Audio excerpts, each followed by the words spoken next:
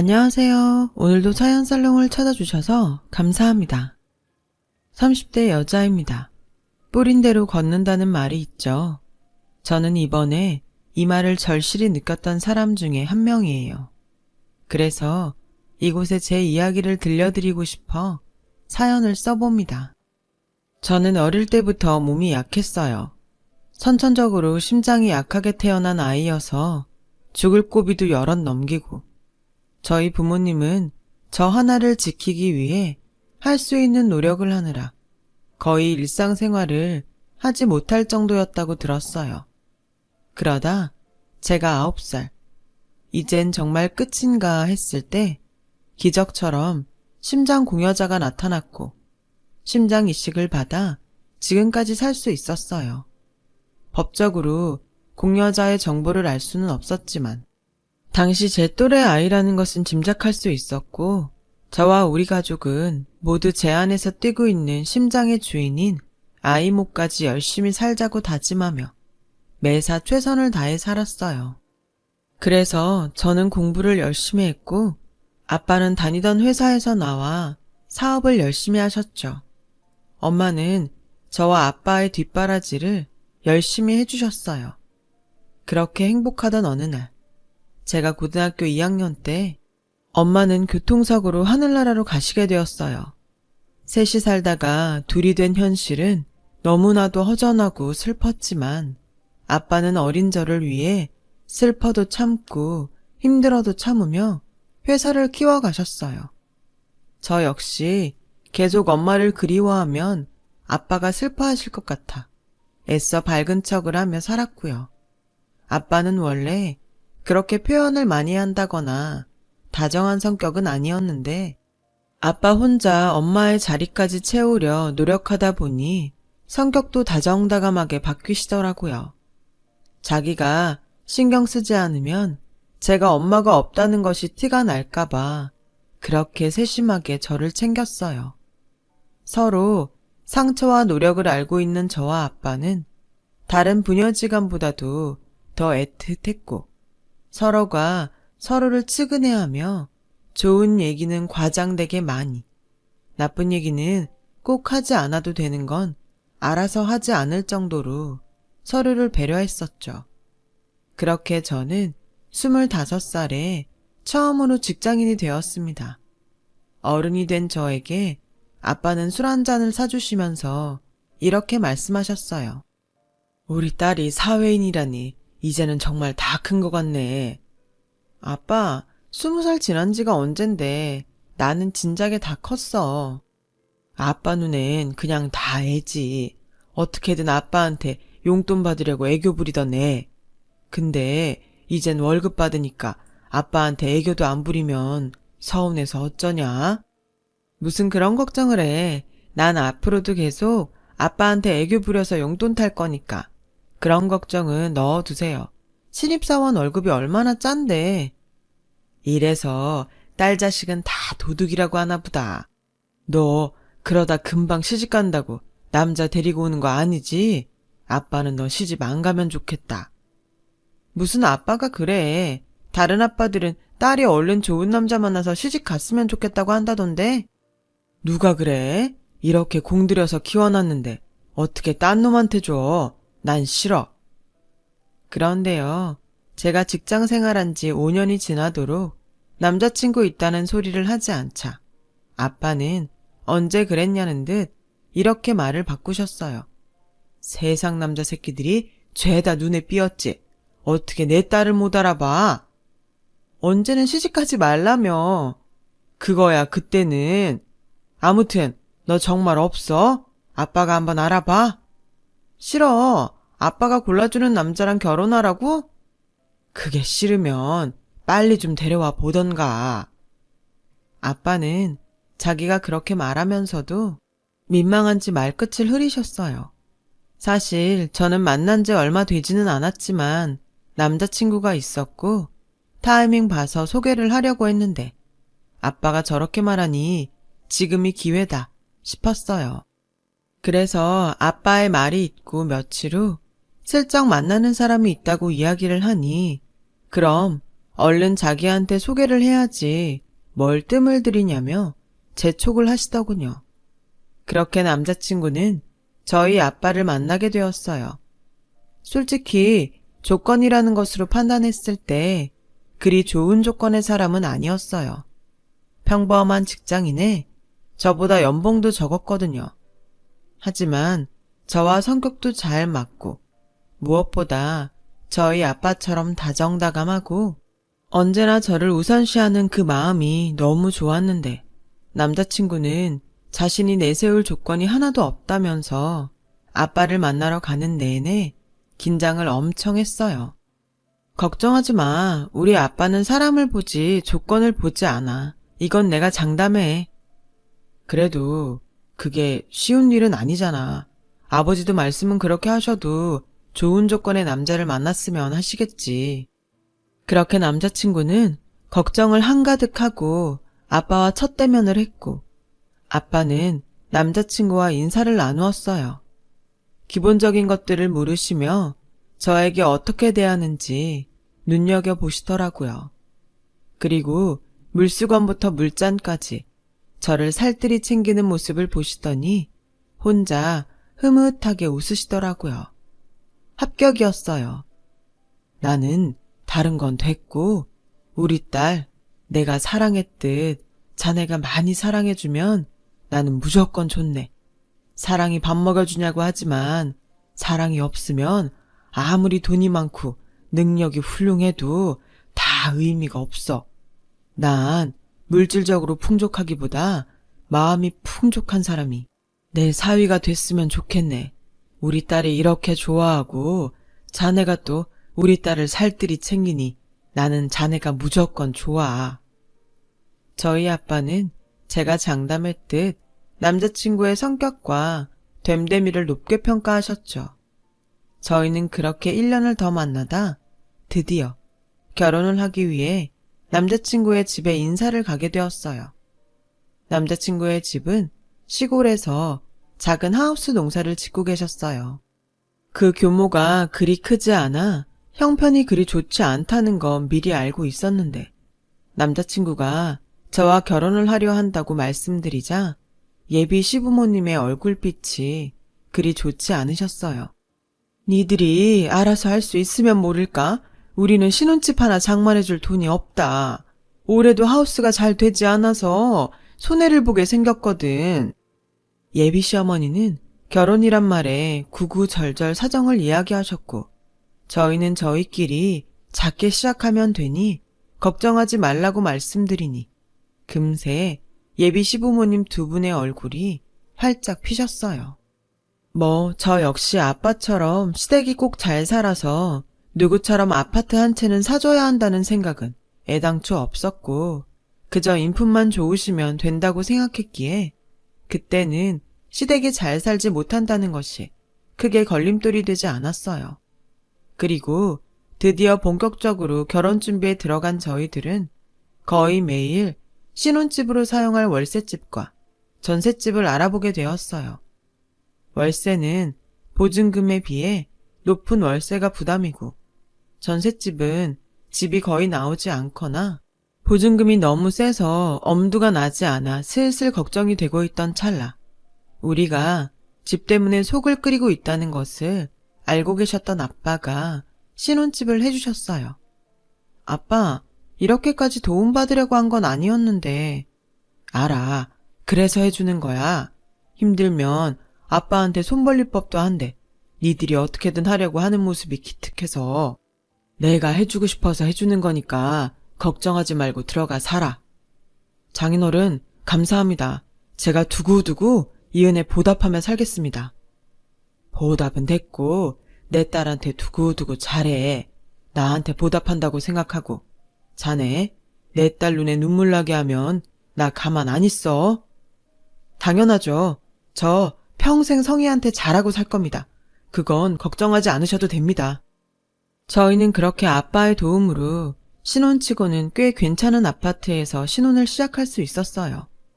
아내 살림살이도 아빠가 혼수는 여자가 하는 거니 이왕 해주시는 거 다 해주시고 싶다고 하셔서 가구며 가전제품도 가장 좋은 걸로만 했고요. 시작이 이렇다 보니 이젠 남편이 된 남자친구는 자기는 한 번도 이렇게 살아본 적이 없었는데 저와 결혼하고 너무 분에 넘치는 생활을 한다며 고마워했어요. 아빠의 바람대로 남편은 고마운 만큼 저를 끔찍하게 사랑해 주어서 너무 행복했어요. 그리고 언제까지 이 행복이 계속될 거라고 믿어 의심치 않았는데 그렇게 1년 후 저희 아빠가 가난 말기라는 소식을 듣게 되었어요. 저는 믿을 수 없는 사실에 매일 절망하고 눈물을 흘리며 아빠가 아프다는 사실을 믿지 않으려고 했어요. 하지만 제가 그러면 그럴수록 아빠는 더 저를 걱정하셨고 남편 또한 제가 계속 현실을 직시하지 않으면 이 아까운 시간도 모두 다 허망하게 흘러간다며 최대한 아빠와 함께 있자고 했어요.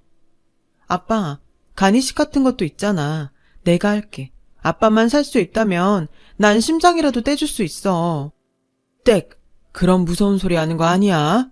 그 심장이 어떤 심장인데 아빠는 우리 귀한 딸 몸에 손 하나 안 댈 거야. 그럼 저라도 드리겠습니다, 장인어른. 내 딸이 귀하면 자네도 귀하지. 나는 이제 미련이 없네. 솔직히 해볼 수 있는 건 다 했어. 근데 아니라고 하니 이젠 받아들일 수밖에. 이제 성희한테는 자네가 있으니 난 하늘의 집사람 옆으로 가고 싶네. 아빠, 그런 말 하지 마. 내가 아빠 없이 어떻게 살아.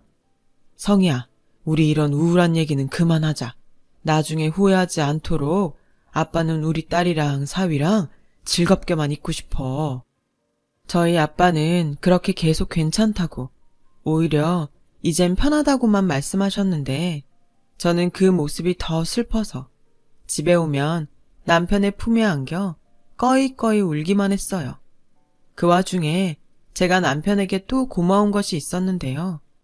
아빠가 병원에 입원하면서 아빠의 회사가 위기를 여럿맞이하게 됐고 또 아빠의 건강이 좋지 않다는 소문이 업계에 돌면서 경영난을 겪게 되었거든요.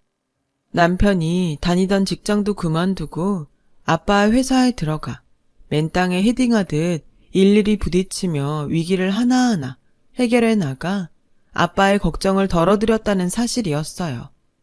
딸인 저도 할 수 없는 일이기에 저 역시 아빠 못지않게 남편에게 고마움을 느끼게 됐어요.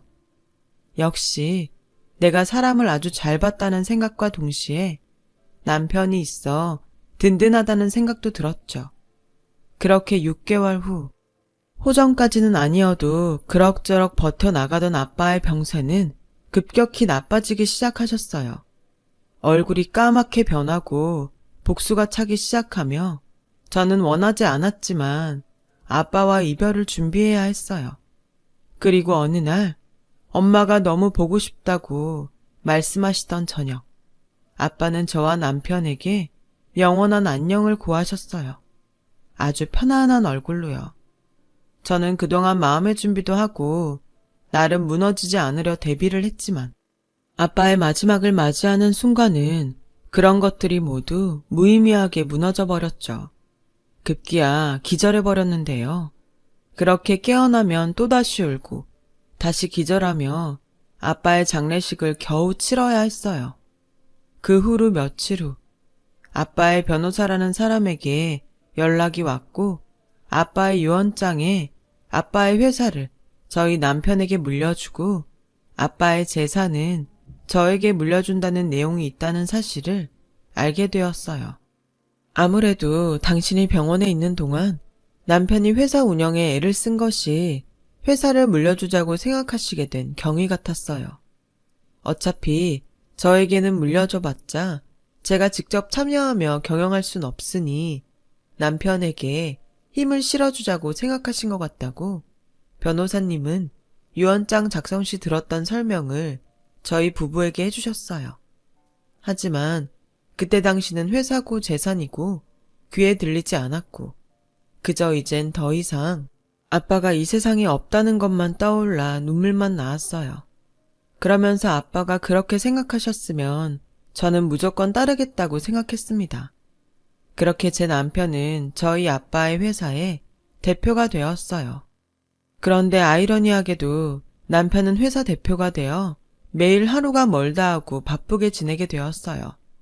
남편까지 제 옆에 있기가 어려우니 급기야 우울증까지 걸려서 정상적인 생활이 불가능하게 되어버렸고요.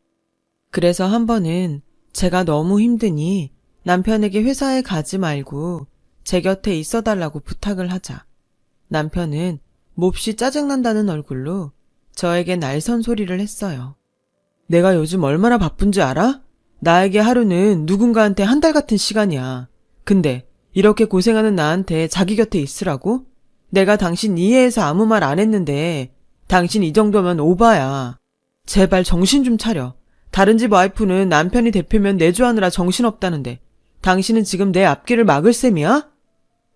그렇게 자기 말만 하고 남편이 현관문을 나서는데 그 순간 그 자체가 너무 충격이었는지 정신이 번쩍 들었어요. 그 회사가 누구 거였는데 저 사람이 저에게 자기 앞을 막을 거냐고 화를 내다니 저는 어이가 없었어요. 하지만 이내 평상시 자상하고 좋은 사람이기에 그래 자기도 지금 회사 운영하느라 정신이 없어서 그런가 보지. 그렇게까지 얘기한 거 아마 지금은 후회하고 있을 거야. 라고 생각하며 스스로 합리화했어요. 그 일을 시작으로 남편은 다른 사람이 되었어요. 자기 주말에는 쉬지. 우리 모처럼 교회로 나갔다 올까? 한가한 소리 하네. 당신은 회사 운영하는 게 쉬는 날이 있을 것 같아? 모르면 가만히나 있어. 가뜩이나 정신없어 죽겠는데 왜 당신까지 나한테 스트레스를 주니? 회사 사람들도 나한테 장인이 꽂아준 낙하산이라고 얼마나 뒷말하는지 알아? 난 그런 편견 속에서 어떻게든 회사 키워보겠다고 애를 쓰는 사람이라고.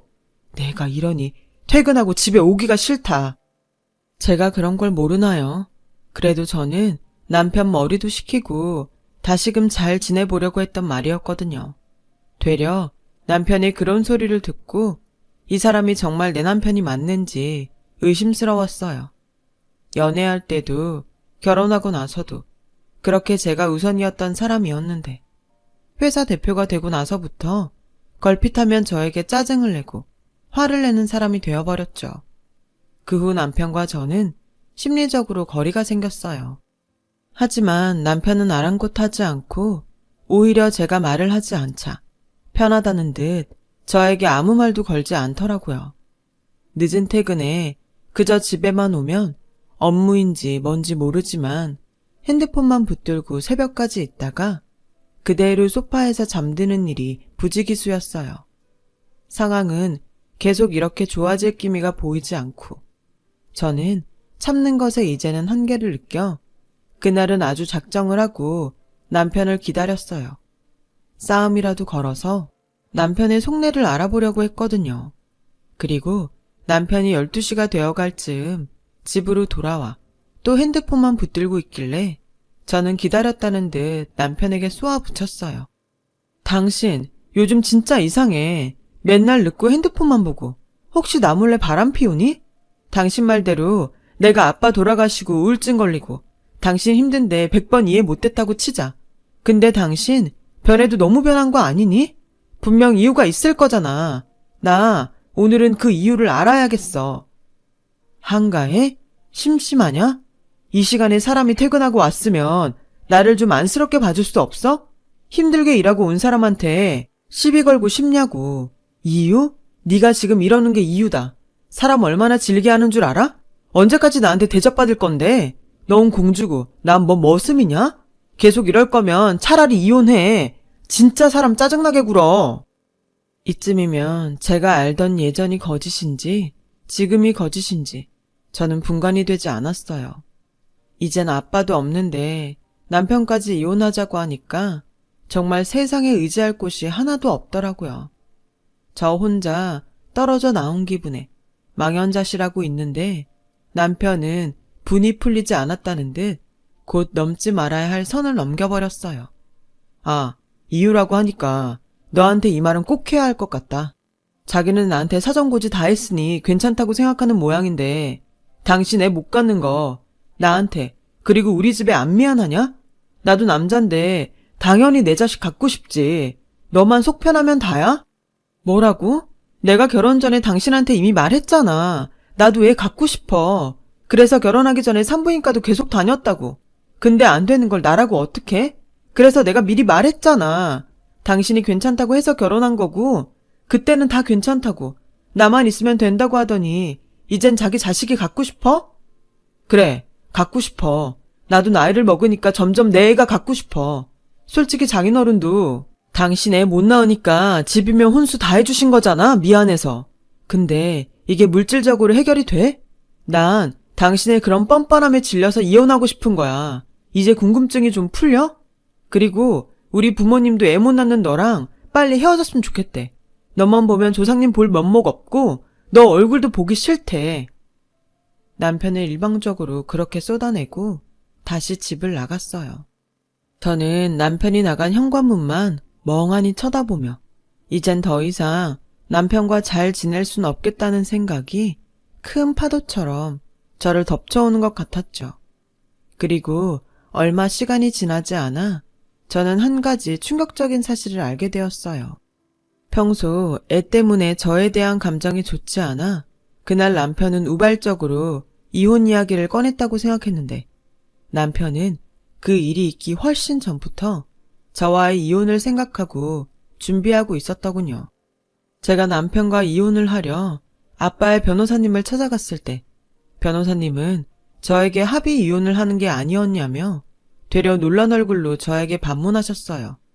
황당하고 어이가 없어서 그 인간이 그렇게 말했냐고 저도 모르게 화를 냈죠. 그 길로 연락을 받고 온 남편과 저는 변호사 사무실에서 한바탕 싸움을 벌여야 했어요. 합의 이혼? 내가 언제 합의했는데? 어제 내가 왜 이혼하고 싶은지 말 다 했잖아. 당신도 할 말 없어서 아무 소리 안 한 거 아니야? 그럼 합의된 거잖아. 무슨 문제 있어? 나 그 집이랑 위자료 당신이 달라는 대로 다 줄 테니까 제발 이혼하자. 그래? 원하는 만큼 다 준다고? 그럼 우리 아빠 회사 다시 내놔. 참, 말은 바로 하자. 이제 내 회사야. 당신 아버지가 하던 거래처들 이제 하나도 남지 않았고 이젠 완전히 내 사람들로 굴러가는 내 회사라고. 근데 이걸 당신한테 주면 그냥 망하자는 거지? 오죽하면 당신 아버지가 나한테 물려줬겠어. 능력 없는 자기 딸한테 줘봤자 망할 거라는 걸 아셨던 거지. 그냥 돈이나 챙겨. 우리 제발 좋게 좋게 끝내자. 솔직히 이거 소송으로 가면 내가 당신한테 받을 게 더 많아. 그동안 당신이 나한테 어떤 대접을 받고 살았냐? 당신은 유책 배우자야. 그동안 저한테 자발적으로 잘해줘 놓고 마치 제가 자기를 일방적으로 부려먹었다는 듯 남편은 궤변을 늘어놓았고 악에 바친 저는 이기든 지든 이 싸움을 끝까지 하고 싶었는데 변호사님은 지금으로는 제가 불리한 것 같다며 원하는 만큼 돈을 챙겨 그냥 이혼하고 훗날을 생각하자고 저를 설득하셨어요.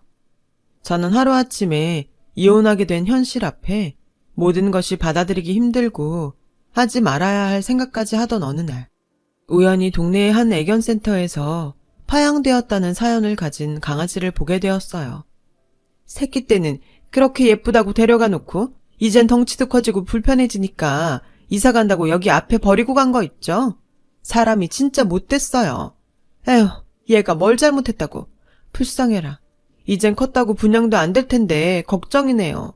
무료 분양한다고 하면 별 이상한 사람들이 꼬일 것 같은데 얘를 어쩌면 좋나. 저는 그때 뭐에 홀린 듯 그 강아지를 분양해왔어요. 사장님 말대로 무료 분양이면 이 아이 신세가 초라한 것 같아서 100만 원을 주고 데리고 왔죠. 어쩌면 전 그때 파양된 강아지와 제가 똑같은 처지인 것만 같았는지도 몰라요. 그래서 처음 길러보는 강아지였는데 뭐든 제일 좋은 걸로 해주고 싶었고 강아지는 행복이라는 이름으로 저의 반려견이 되었어요. 행복이는 버림받았던 자신을 제가 데리고 와서 사랑을 줬다는 것을 알기라도 하듯 항상 제 옆에 살을 붙이고 체온을 나눠줬고 그 덕분에 마음의 치유가 많이 되었습니다. 인생 뭐 있나? 괜히 쓸데없는 에너지 버리지 말고 아닌 건 있고 앞으로를 위해 살자. 결심을 하게 되었어요. 그래서 저는 남편에게 10억이라는 돈을 합의 이혼 조건으로 받았고, 그 후 제 앞날을 위해 공부하고 자격증도 따며 반려견 행복이와 오로지 행복하기 위해 노력하고 살고 있었어요. 그렇게 5년이 넘어가는 어느 날, 정말 신기한 일을 겪게 되었는데요. 애견센터에서 갑자기 연락이 와서 급히 행복이를 데리고 센터로 갔는데 행복이와 꼭 닮은, 하지만 많이 노쇠해 보이는 강아지가 저희를 기다리고 있었어요. 이름이 행복이라고? 내가 너 파양됐다는 소식을 듣고 얼마나 놀랐는지 몰라. 근데 지금 보니까 오히려 다행이네. 좋은 주인을 만나서 정말 잘 됐다. 행복이의 할머니견이라는 강아지를 데리고 온 그 할머니는 저를 보며 고맙다고 제 손까지 잡아주더라고요. 어쩐 일인지 행복이 할머니라는 강아지는 처음 보는 저에게 다가와 자기 몸을 비비며 친근함을 표시했어요. 너도 고맙지? 얘가 지 손녀를 아가씨가 잘 키워줘서 고마운가 봐요. 저런 행동 우리 손녀하고 오랜만에 보네요. 손녀분이 어디 다른 데 가셨어요? 네, 9살 때 하늘나라로 갔죠. 이 강아지가 지금은 늙고 힘이 없지만 그때 우리 손녀가 이 애를 아주 예뻐했어요. 나한테는 얘가 우리 손녀인데 얘도 늙고 저도 늙고 시간이 많이 흘렀네요. 아, 손녀분은 아주 좋은 곳으로 갔을 거예요. 저도 부모님이 모두 손녀분이랑 같은 곳에 갔거든요. 근데 아주 좋은 곳에 간 것 같은 기분이 들어요. 나도 그래요. 마지막까지 새로운 생명을 주고 갔으니 어딘가에서 살고 있다는 기분도 들어요. 우리 손녀는 가고 없지만 우리 손녀의 심장은 어딘가에서 뛰고 있을 거거든요. 처음엔 반대했는데 지금은 아주 잘한 것 같아요. 네? 손녀분이 혹시 심장을 기증하셨나요? 그 후 저는 할머니에게 더는 묻지 않았어요. 어쩌면 그 심장이 제 안에서 뛰고 있을지도 모른다는 생각은 들었지만 그 이상은 서로 모르는 것이 낫겠다는 생각이 들었어요. 하지만 제 몸에 부비는 노견 아이를 보며 심장이 쿵 하고 내려앉는 기분이 드는 것이 서로가 서로를 알아본 것이 아닌가 하는 생각이 들었죠. 저는 그 뒤 행복이를 더욱 저에게 온 운명의 아이라 여기며 끝까지 함께하겠다고 다짐을 했어요. 그리고 마침내 작지만 제 사업을 시작했어요. 말이 사업이지 사회사업을 하는 거라. 이익보단 공익이 더 많은 회사였는데 저 역시 누군가의 희생으로 여기까지 왔으니 앞으로의 삶은 제가 누군가의 행복을 위해서 살면 좋겠다고 생각했고 다행히 아빠에게 받은 그리고 전남편에게 받은 돈이 있으니 거침없이 사업을 전개해 갔어요. 누군가는 뭐 때문에 자기 돈까지 써가며 그런 사업을 하냐고 묻기도 했지만 누군가를 돕기 위한 일을 한다는 건 생각보다 얻는 것이 많다는 것을 어떤 사람들은 알지 못할 거예요. 그런데 이런 와중에 저에겐 뜻밖의 일이 또 벌어졌는데요. 그날은 모처럼 꿀같은 휴가를 맞아 행복이와 한참 늘어지게 자고 있었어요. 모르는 번호로 전화 한 통이 걸려왔고 워낙 사업 때문에 전화 오는 일이 많아 무심코 전화를 받으니 다신 듣고 싶지 않았던 사람의 목소리가 제 온 정신을 깨웠어요. 나야, 잘 지내? 내 번호 어떻게 알았어? 그리고 나한테 그런 말 하지 마. 소름 끼치니까. 미안해. 내가 하나부터 10까지, 아니 100까지 다 잘못했어. 그때는 내가 제정신이 아니었어. 그래, 그때 당신 정말 제정신이 아니더라. 해도 될 일인지 하면 안 되는 일인지도 모르는 당신 보고 난 진작부터 알았어. 나 할 말이 아주 많아. 나도 당했어. 속았다고. 그래서 정신이 번쩍 났는데 당신밖에는 아무 생각이 안 나더라. 우리 얼굴 보고 얘기하면 안 될까? 안 돼. 난 당신 얼굴 앞으로 살면서 다시는 보고 싶지 않아. 당신한테 일어나는 일 나는 하나도 궁금하지 않고 어떤 말도 듣고 싶지 않아. 끊을게. 그럼 진짜 미안한데 내가 이혼할 때 당신한테 준 10억 돌려줘. 지금 사업이 많이 어려워. 당신 아버지가 일군 회사잖아. 이대로 망하면 당신도 마음 아프지 않아? 당신이 그 10억을 주면 당장 급한 불은 끌 수 있어. 그러니까 그 돈 당장 돌려줘. 돌려달라고? 정말 어이없다. 당신 말대로 그 회사는 우리 아빠 회사야. 망하게 두진 않을 테니까 기다려. 저는 전화를 끊고 그 길로 변호사님을 다시 찾아갔어요. 아빠의 회사가 망하게 둘 순 없으니까요. 그래서 제가 직접 아빠의 회사를 인수하고 싶다고 했고, 그 사이 변호사님은 남편이 저와 이혼 후 재혼한 사업 파트너이자 여자한테 사기를 된통당해 회사 자금에 손을 댔다는 사실을 알았다며 그 인간을 회사에서 몰아낼 수 있다고 하셨어요. 저는 얼마의 시간이든 돈이든 상관없으니 그 인간에게서 아빠의 회사를 되찾아올 방법을 찾아달라고 했습니다. 드디어 저는 다신 보기 싫지만 그 인간을 대표직에서 몰아내려 일부러 회사의 부도위기까지 기다렸다가 그 인간을 횡령 비롯한 비리로 대표직을 해임시키고 아빠의 옛 동료들을 다시 모셔 이대로 물러날 수 없다고 악을 쓰는 그 인간 앞에 모습을 나타냈어요. 당신 일부러 나 엿먹이라고 작당한 거지? 작당? 자기가 자기 발로 회사 돈에 손대고 거짓 계약에 페이퍼 컴퍼니까지 하지 말라는 짓만 골라서 해놨으면서 지금 나한테 그게 할 소리야? 당신이 전에 나한테 말했지? 우리 아빠 회사 이대로 망하게 할 거냐고. 아니, 그럴 수 없어서 이렇게 나선 거야. 당신이 사업을 해? 지나가는 개가 웃겠다. 그러지 말고 우리 현실적으로 생각하자. 당신은 돈이 있고 난 경험이 있잖아. 우리 다시 재결합하자. 나 반성 많이 했어. 아니, 넌 정신을 덜 차렸어. 그런 소리 네 새 와이프한테 가서 해. 모르긴 몰라도 너보다 내가 사업은 한 수 위일걸? 돈을 번다는 의미가 뭔지도 모르고 사업을 한다는 의미가 뭔지도 모르는 너딴 새끼한테 더 이상 그 자리를 주진 않을 거야. 당장 꺼져. 밖에 경찰들이 너 마중 왔더라. 잘 가. 야, 김성희, 너 내가 준 10억 당장 내놔. 가져갈 수 있으면 가져가봐. 우리 아빠가 너 같은 놈한테 준 회사를 내가 가지고 올 수 없었듯 너도 네가 준 돈 나한테서 가져갈 수 없어. 사람도 돈도 지 것도 제대로 못 지키는 게. 저기요, 외부인 좀 밖으로 내보내 주시겠어요? 제가 임원분들에게 드릴 말씀이 있거든요. 그 길로 그 인간은 당신이 직원이라고 뽑아놓은 자들에게 끌려서 회사 밖 경찰에게 인계됐어요.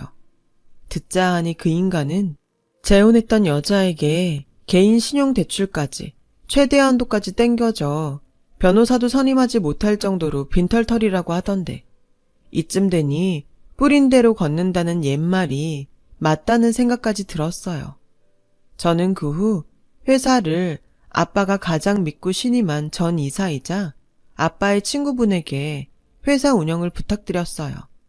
대신 회사 내 중요 회의나 긴밀히 따져봐야 하는 자리엔 꼭 참석하면서 아빠의 뒤를 이어가기로 했어요. 그리고 지금까지 아주 잘 성장하고 있고요. 그래서 요즘은 제가 하던 사회사업도 있고 아빠의 회사 일도 있어서 전에 없이 너무 바쁜 나날을 보내고 있어요. 그 때문에 행복이가 저만 보면 떨어지지 않으려고 해서 내심 미안한 마음이 들었고 요즘은 정말 중요한 자리가 아니면 행복이를 데리고 출근하기도 해요. 힘들었던 제 곁을 따뜻하게 지켜준 녀석을 슬프게 하고 싶지 않았거든요. 저보다 행복이가 가는 곳마다 인기가 많아져서 제가 행복이를 데리고 다니는 건지 행복이가 저를 데리고 다니는 건지 헷갈릴 정도였어요. 행복이와 산책을 하던 어느 날 행복이로 인해 인연이 된 멋진 남자와 결혼해서 얼마 전엔 예쁜 딸도 낳았답니다. 그거 아세요? 동물도 사람처럼 웃는 얼굴이 있다는 걸. 행복이의 웃는 얼굴을 보며 저도 덩달아 행복한 날을 살아가고 있답니다. 언젠가 하늘의 아빠와 엄마가 제가 궁금해 꿈속에 나타난다면 정말 자신있게 말할 수 있을 것 같아요. 저는 너무 행복하다고요. 용기도 막 나는 게 앞으로 어떤 일이 있어도 저는 모두 이겨낼 수 있을 것 같아요. 저희 가족 그리고 반려견 행복이와 함께요. 지금까지 저의 이야기를 들어주셔서 고맙습니다. 앞으로 용기 잃지 않고 좋은 일 많이 하며 더 많이 행복해질게요. 여러분도 좋은 일을 나눌 수 있는 행복한 삶이 되시길 기도하겠습니다. 여러분, 사연 댓글에 응원과 현명한 조언 부탁드려요. 좋아요와 구독은 저에게 큰 힘이 됩니다. 오늘도 좋은 일 가득하세요.